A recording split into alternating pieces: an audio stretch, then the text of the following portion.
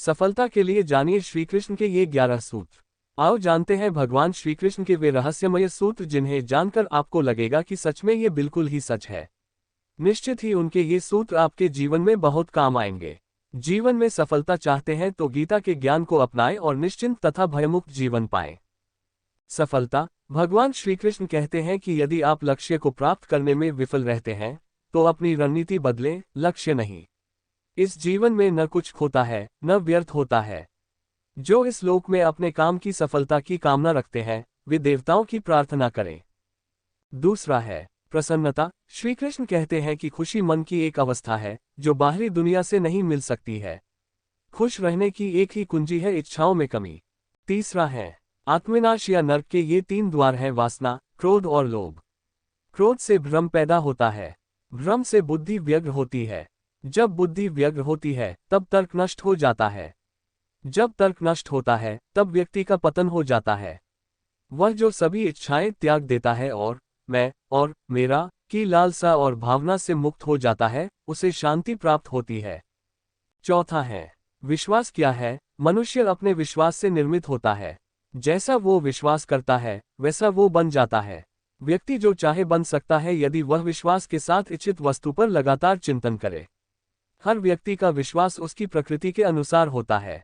विश्वास की शक्ति को पहचाने। 5वां है मित्र और शत्रु दोनों हैं मन। जो मन को नियंत्रित नहीं करते उनके लिए वह शत्रु के समान कार्य करता है। मन की गतिविधियों, होश, श्वास और भावनाओं के माध्यम से भगवान की शक्ति सदा तुम्हारे साथ है और लगातार तुम्हें बस एक साधन की तरह प्रयोग करके सभी कार्य कर रही है। मन अशांत है और उसे नियंत्रित करना कठिन है, लेकिन अभ्यास से इसे वश में किया जा सकता है।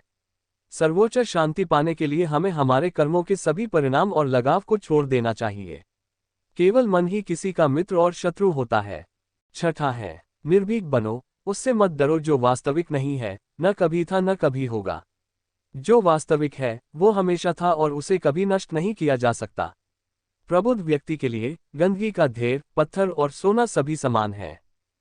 7वां है संशय न करो। सदैव संदेह करने वाले व्यक्ति के लिए प्रसन्नता न इस लोक में है न ही कहीं और। आत्मज्ञान की तलवार से काटकर अपने हृदय से अज्ञान के संदेह को अलग कर दो। अनुशासित रहो, उठो। संदेह, संशय, दुविधा या द्वंद्व में जीने वाले लोग न तो इस लोक में सुख पाते हैं और न ही परलोक में। उनका जीवन निर्णयहीन, दिशाहीन और भटकाव से भरा रहता है। 8वां है आत्मा न जन्म लेती है और न ही मरती है। जन्म लेने वाले के लिए मृत्यु उतनी ही निश्चित है जितनी कि मृत होने वाले के लिए जन्म लेना। इसलिए जो अपरिहार्य है उस पर शोक मत करो। न कोई मरता है और न ही कोई मारता है, सभी निमित्त मात्र हैं। सभी प्राणी जन्म से पहले बिना शरीर के थे, मरने के उपरांत वे बिना शरीर वाले हो जाएंगे। ये तो बीच में ही शरीर वाले देखे जाते हैं, फिर इनका शोक क्यों करते हो? यह आत्मा किसी काल में भी न जन्मती है और न मरती है, अथवा न यह आत्मा हो करके फिर होने वाली है, क्योंकि यह अजन्मी, नित्य, शाश्वत और पुरातन है। शरीर के नाश होने पर भी ये नष्ट नहीं होती है।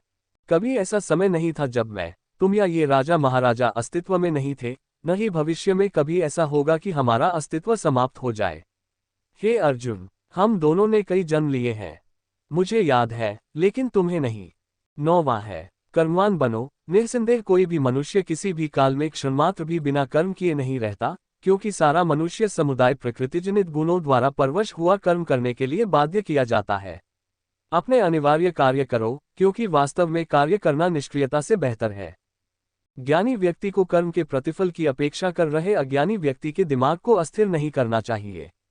अप्राकृतिक कर्म बहुत तनाव पैदा करता है। किसी और का काम पूर्णता से करने से कहीं अच्छा है कि अपना काम करे, भले ही उसे अपूर्णता से करना पड़े। बुद्धिमान व्यक्ति कामुक सुख में आनंद नहीं लेता। कर्मयोग वास्तव में एक परम रहस्य है। 10वां है जो मेरे साथ हैं मैं उनके साथ हूँ। संपूर्ण ब्रह्मांड मेरे ही अंदर है। मेरी इच्छा से ही यह फिर से प्रकट होता है और अंत में मेरी इच्छा से ही इसका अंत हो जाता है। मेरे लिए न कोई घृणित है न प्रिय, किंतु जो व्यक्ति भक्ति के साथ मेरी पूजा करते हैं वो मेरे साथ हैं और मैं भी उनके साथ हूँ। बुरे कर्म करने वाले, सबसे नीच व्यक्ति जो राक्षसी प्रवृत्तियों से जुड़े हुए हैं और जिनकी बुद्धि माया ने हर ली है, वो मेरी पूजा या मुझे पाने का प्रयास नहीं करते। हे अर्जुन, कल्पों के अंत में सब भूत मेरी प्रकृति को प्राप्त होते हैं, अर्थात प्रकृति में लीन होते हैं, और कल्पों के आदि में उनको मैं फिर रचता हूँ। मैं उन्हें ज्ञान देता हूँ, जो सदा मुझसे जुड़े रहते हैं और जो मुझसे प्रेम करते हैं। मैं सभी प्राणियों को समान रूप से देखता हूँ, न कोई मुझे कम प्रिय है न अधिक। लेकिन जो मेरी प्रेमपूर्वक आराधना करते हैं वो मेरे भीतर रहते हैं और मैं उनके जीवन में आता हूँ। मेरी कृपा से कोई सभी कर्तव्यों का निर्वाह करते हुए भी बस मेरी शरण में आकर अनंत अविनाशी निवास को प्राप्त करता है। हे अर्जुन, केवल भाग्यशाली योद्धा ही ऐसा युद्ध लड़ने का अवसर पाते हैं, जो स्वर्ग के द्वार के समान है। 11वां है ईश्वर के बारे में। भगवान प्रत्येक वस्तु में है और सबके ऊपर भी। प्रबुद्ध व्यक्ति सिवाय ईश्वर के किसी और पर निर्भर नहीं करता। सभी काम छोड़कर बस भगवान में पूर्ण रूप से समर्पित हो जाओ। मैं तुम्हें सभी पापों से मुक्त कर दूंगा। शोक मत करो। जो कोई भी जिस किसी भी देवता की पूजा विश्वास के साथ करने की इच्छा रखता है, मैं उसका विश्वास उसी देवता में दृढ़ कर देता हूँ। हे अर्जुन, मैं भूत, वर्तमान और भविष्य के सभी प्राणियों को जानता हूँ, किंतु वास्तविकता में कोई मुझे नहीं जानता। ईश्वर एक अदृश्य एवं अकथनीय शक्ति है जिससे संसार की उत्पत्ति, पालन एवं लय होता है। मानवीय रूप में उसकी ऐसी कल्पना की जा सकती है कि उसके सभी ओर से ज्ञानेंद्रियां और कर्मेंद्रियां हैं। वह जो मृत्यु के समय मुझे स्मरण करते हुए अपना शरीर त्यागता है, वह मेरे धाम को प्राप्त होता है। इसमें कोई संशय नहीं है। वे जो इस ज्ञान में विश्वास नहीं रखते, मुझे प्राप्त किए बिना जन्म और मृत्यु के चक्र का अनुगमन करते रहते हैं। वीडियो अच्छा लगे तो चैनल को सब्सक्राइब करें।